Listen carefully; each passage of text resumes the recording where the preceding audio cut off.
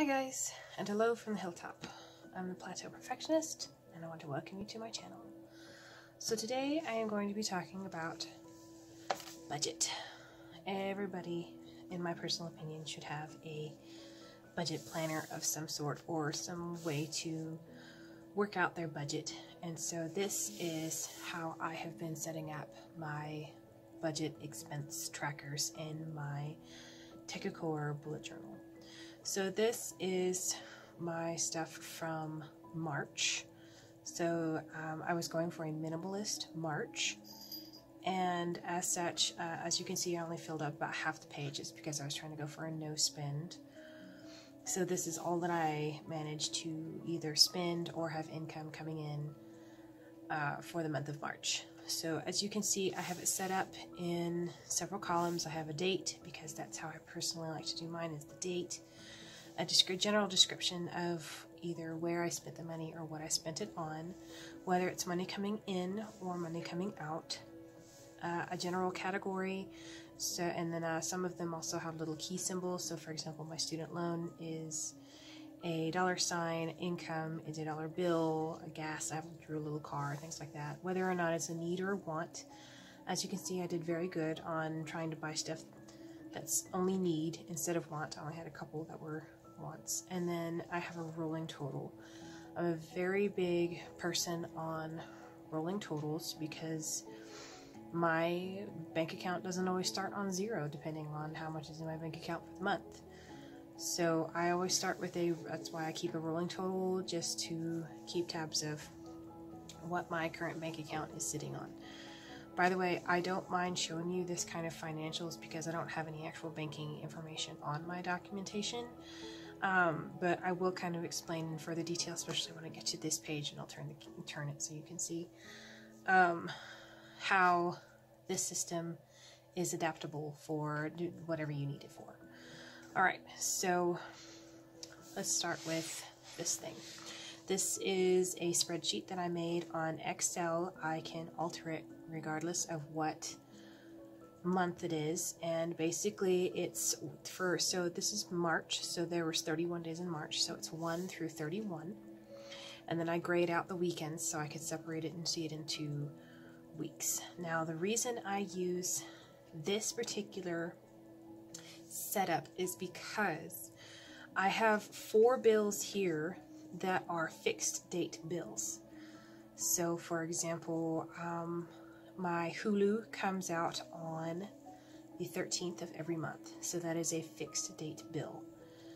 And while technically all of my bills are fixed date, I do not pay them like they are fixed date. I pay some of them, I pay additional payments on to go up against my debt snowball, and I do those on a specific day every week. So for example, I am currently paying on my student loans, and I have just made the decision, this is a personal decision, you don't have to do it this way, to pay them a set amount every Monday. Technically the fixed date for the student loan that a payment must be in for is the 15th. However, since I pay them additional payments every Monday, I usually don't have to worry about that. Now, this month was a little different because I had some other things that I paid on, which I'll explain in a little bit. But basically what I do for my basic spreadsheet is the colored days are dates when I'm pulling money to either pay a bill or to put into savings. So for example, I have an in case of emergency or ICE savings account, which I put money in at least once a month, $200. And then I'm also trying to go on a trip for Christmas. So on my next big paycheck, I'd pull an additional $200 and put in that savings account. I have a separate savings account just for this trip. It didn't cost me any money because I did it through my credit union. And as you can see, I did absolutely terrible this month. I didn't put any money in my savings, but I did put it towards an extra bill, and that bill is now completely paid off, and I personally think that that was worth it. Secondly, because of how the COVID-19 isolation went, I have not been traveling as much, so I did not need to put additional gas in my car yet. However, I will need to do that within the next week. So that's why like this has not been filled out, and I only did $55 for that one. And this was the day I actually pulled it, was the 11th. But anyway, so pardon my squeaky chair. All right, so here's how this goes. This format can be set up for anything. If you're paying rent instead of student loan, you can put rent here. And when it comes to bills like rent, I personally like to do what's called a rolling payment system, or that's what I call it anyway. A rolling payment system or a rolling payment method is, instead of having this big, I'm just going to say $700. One of my rent payments, when I did pay rent, I don't pay rent here because I live with my parents. Yay, being poor. So one of my rent payments, I'm getting lost here. This is what happens when I do this on the fly. Let me back up. Back when I lived on my own, or lived with my significant other, we had rent, we had utilities, we had water, we had gas, we had all the bells and whistles that anybody who has to pay bills knows about. Obviously here, I don't have much of any of that on my spreadsheet. That's because I live with my family. And instead of paying towards rent or paying of that type of nature, I have an agreement that I would be putting that equivalent of money towards my bills to get me out of my student loan and my other bills that are in collections faster. That is what I currently have an agreement with my parents. So as you can see, for this particular month, since there was 5 Mondays in this month, I paid a total of $800 towards my student loan this month. So it is basically the equivalent of a rent payment. So that's why I say you can apply this like you would to a rent payment. And I have found that it is a lot easier to pay smaller amounts on designated days of a week or of a month than paying a full $800 all at once. I don't know about you, but that has a tendency to bite me in the butt when I tried to do that when I lived on my own with my significant other. Also, I did a blog post about how my budgeting works, just because it sometimes is easier to write it out than it is to put it on camera. So instead of student loan, you could put rent. And if your rent is due on the 1st of every month, obviously this would be the best way to do this, or the best way to start this ball rolling, is if you owe, say, $800 on the 1st of the month, you use that and pay the $800 if you can. But obviously my paycheck is not $800. So I would have to do most of it, enough to at least survive until my next payment, and then do bigger chunks. So for example, say I've been doing this for a while, I've already paid up, but all of these payments will be towards April's rent. So $800 divided by 5 doesn't exactly make a good number, so I did it in 150 payments, except for one payment which stacks with this paycheck of $200, which equals $800 in total. So instead of doing an $800 payment all at once on the 1st of April, I would do, I would be giving them $150 payments or a $200 payment. As you can see, that one would have been a $200 payment. So by the time April rolls around, my April rent is already paid. This has saved my bacon when it comes to keeping a roof over my head and the lights on. When I lived on my own with my significant other, I was a substitute teacher. And what a lot of people don't know about substitute teaching is, while yes, technically you can make a living off of it, it's a skimpy living by the skin of your teeth. And if there is no school, you don't work. It's considered a part-time position, and it can really bite you in the butt when spring break comes around, Thanksgiving, Christmas, and of course the summer holiday. Every summer holiday, I would already have to be applying for other jobs, if not have a job, by at least this time of the year. So I would be established in a position for the summer, And then there were a couple years in there where I worked 2 jobs. I did so on a limited capacity and was part-time in both positions. But if it means keeping food on my table and the water, hot water, then that's what you got to do. Especially when your significant other has a tendency not to keep a job very well. So, by giving small payments every week, and especially if you keep it consistent, it makes that, even if I were to skip this payment, so for example, I skipped this payment, this $150 payment, and did $500 for this payment, which I did not end up actually doing until the 24th. It's okay.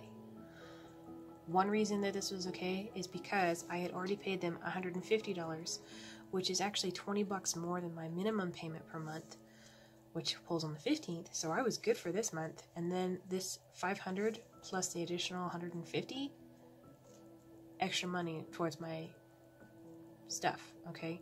Same thing with rent payments. Even if it's an extra $20, $30 that you pay now, that extra $20 is $20 less that you have to pay later, okay? So, second bill that I had was PARA, which is short for Paramount, which is a debt that I was paying off. It was a medical debt. I ended up going to an emergency room because I am an asthmatic and I was having an asthma attack and I needed to go to the emergency room. So what I ended up having was I had a collections bill, and it was for, since it was a medical bill, it didn't have any insurance incurring on it, but it was still close to $1,000. I went ahead and settled for less, just because that was offered. And then I ended up actually paying this off with my tax return.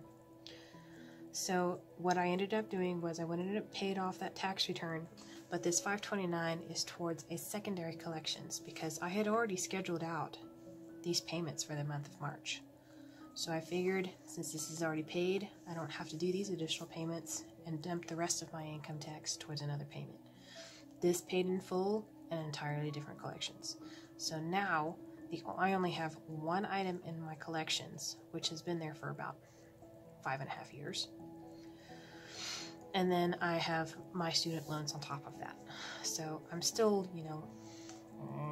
25 grand in the hole, but at least I'm making good payments.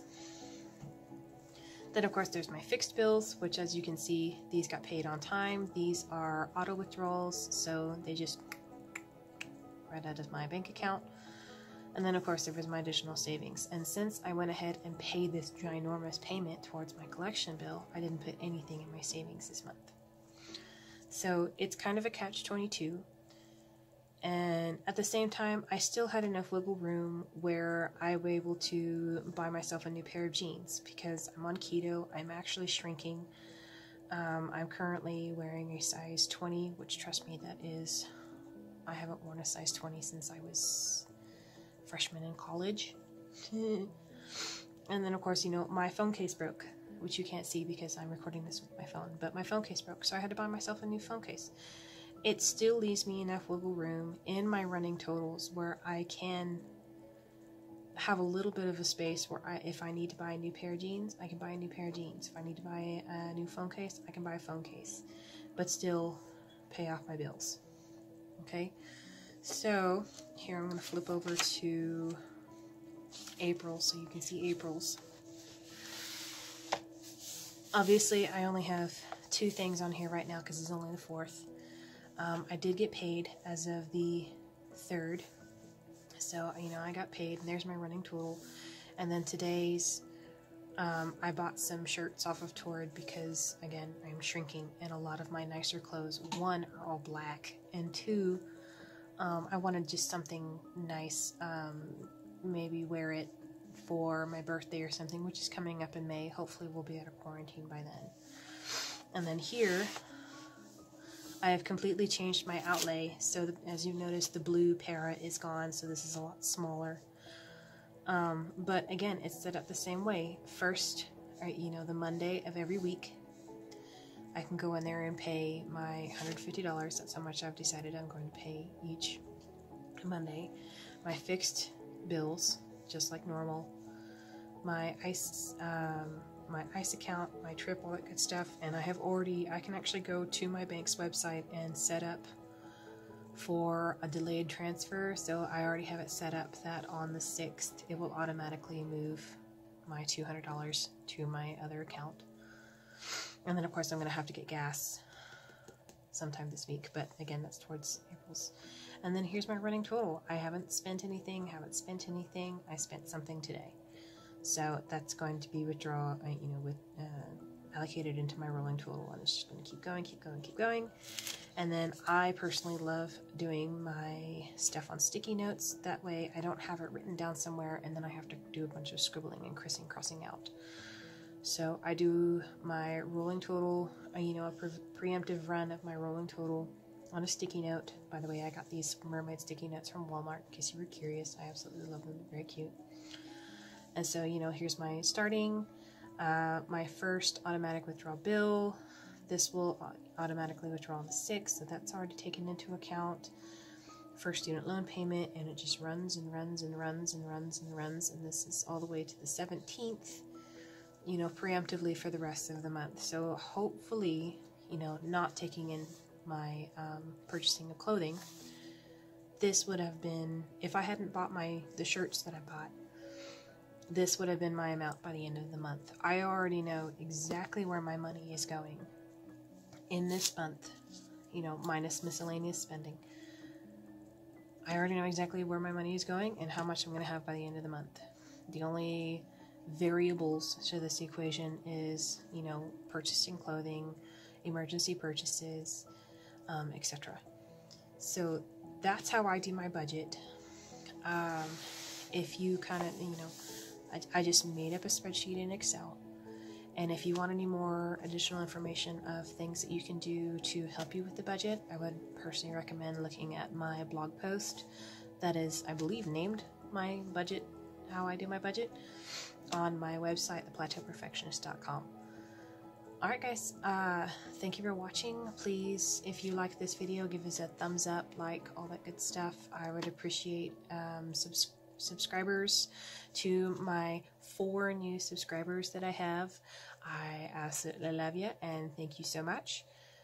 And if you have any questions, feel free to leave them in the comments. I will do my best to answer them. Alright guys, bye.